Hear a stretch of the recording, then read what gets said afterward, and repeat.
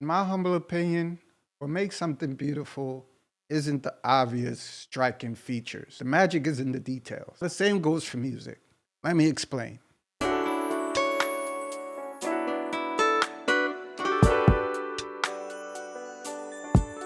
that baby making or that heartbreak music, man?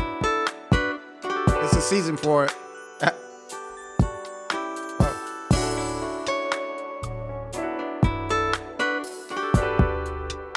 Yeah. Sure. Whoa.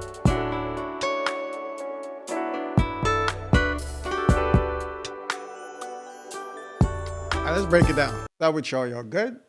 Good. I'm Trenton Kips. Always appreciate y'all for tuning in, tapping in, especially for locking in. Yes, sir. Overall, the soundscape here is very soft and, dare I say, beautiful. There are tiny details that make a much bigger impact to the sound than you think. And I'll start with the obvious. Yeah. Nice.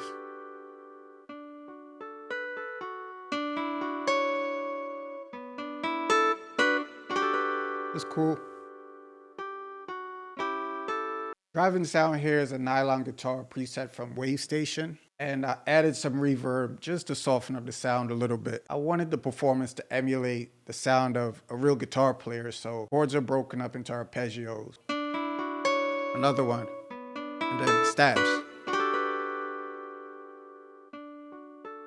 I did add some rhythmic variety to keep it interesting because you know what they say, variety is the spice of that. Let's talk about the theory behind this. Starting here with a D major 7, going into a B minor 11,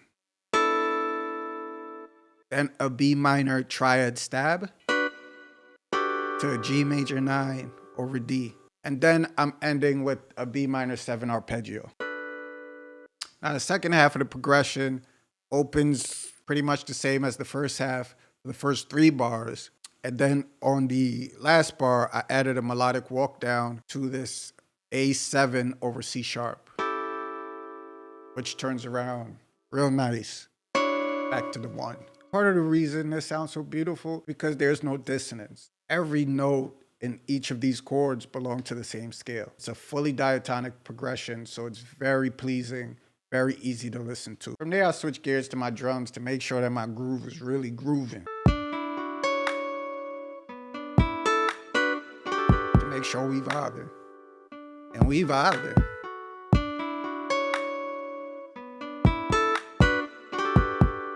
Then I loaded up addictive drums too to get my percussion and hats going to add to this groove.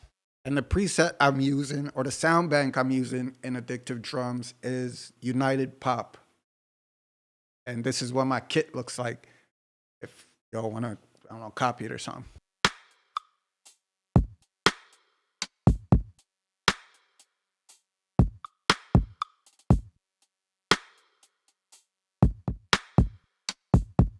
You can see we vibing. Show. Remember how earlier I said that the beauty was in the details? Check this out. Hear that? You hear those little riding hat movements? That's the stuff that makes you feel butterflies in your stomach. That just adds so much to what we're trying to do here. Those really small details has huge payoffs for the sound that we're trying to go for. Just keep adding to it.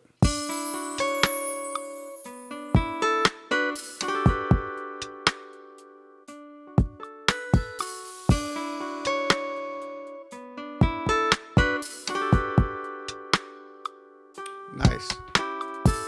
I'm a guitar man, but I have to admit that a piano is easily the most beautiful sounding instrument. So if you want to add extra emotion, any of your productions, add a Yamaha or a Steinway Grand and you're set.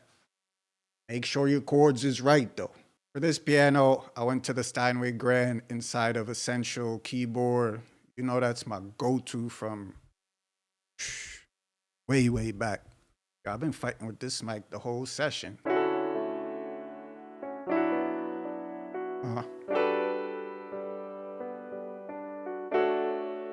That's gorgeous, man. That make you feel something. And if you don't feel nothing, you might need that pill from the gas station. Nah, chill. Now the chords I'm using here are the same ones I use for the nylon guitar. I just voiced them differently, much fuller chords, and added some melodic movements in that lower register. You can hear some movement down here in these bass notes.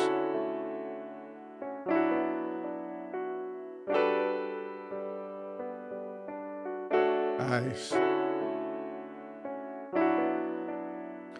For the effects, I just added some reverb, a little bit of EQ.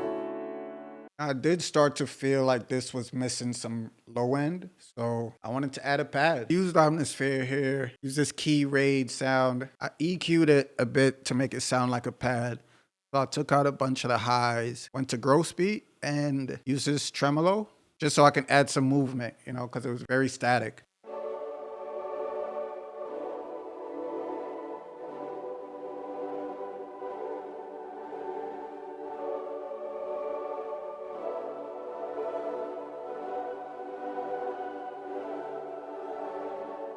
Now it's time to add some more of those details. Think of the next few instruments I added, like that birthmark or that mole on your favorite person's face.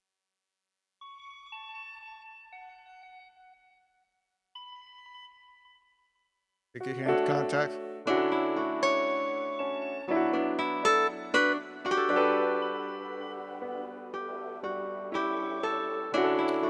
Yeah, man.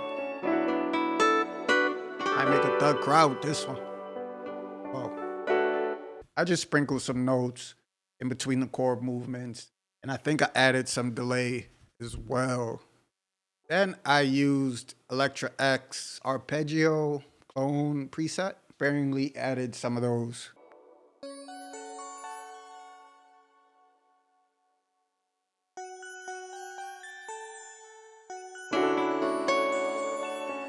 Yeah. Yes, sir.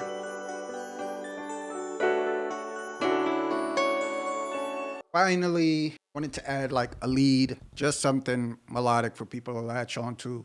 I always use this in my production. Maybe the singer will use it as a top line, or maybe you could tuck it in the back and use it as a harmony for, I don't know, or maybe you don't use it at all. But I do think it's important to have some kind of lead motif in these beats. So I went to this lead vintage CS80. I think I used this in a bunch of beats. I drenched that in reverb and I added a filter on it. Some you could hum, you know.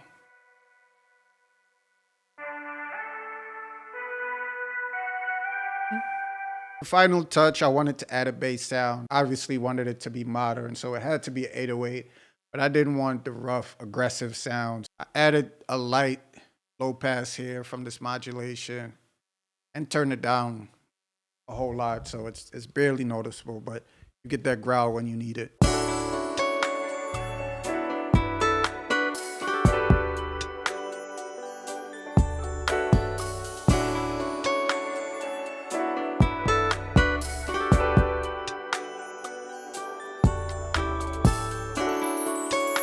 And that is all the magic that went behind this production. There's some mainstay sounds, you know, the guitar, the piano, but a lot of what makes this what it is those details. It's the chimes, it's the rides, some of those bells. If you're going for that pretty, beautiful sound, sprinkle some of those elements in there and you're gonna get there real fast. But let's say you're not an R&B producer, right? Maybe some trap or something dark. Do the opposite, right? Add some gritty elements in there. So you might want to sprinkle snare rolls, bass synth stabs. Find these small elements that support the sound that you're going for, and it's all gonna add up real quick. That's all I got, man. As always, I appreciate y'all tuning in, tapping in, and especially for locking in.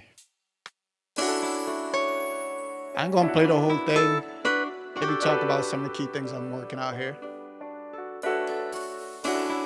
Some of these elements, I'm coming right off the rip with it. So you know what we on. The chimes, the hats. First verse.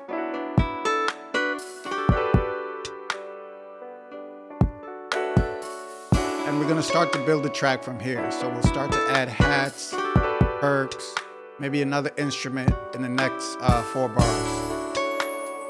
So, yep, put the 808s in with the pad. And then what I'm gonna do is on that turnaround, sprinkle some more of that beautiful shit in there. Nice.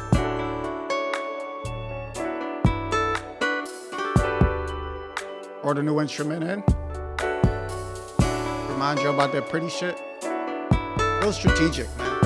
Work on your arrangements. That shit's important. Pre-chorus.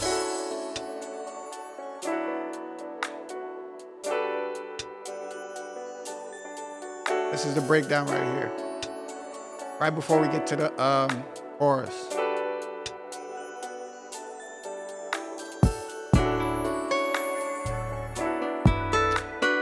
Hey, you know we in the chorus because we got this synth going.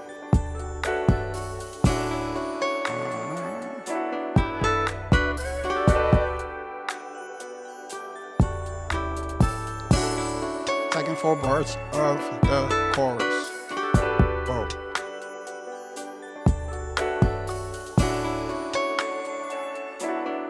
We're about to go into the second verse. This is where I tap out. Appreciate y'all, man, for real. See y'all soon.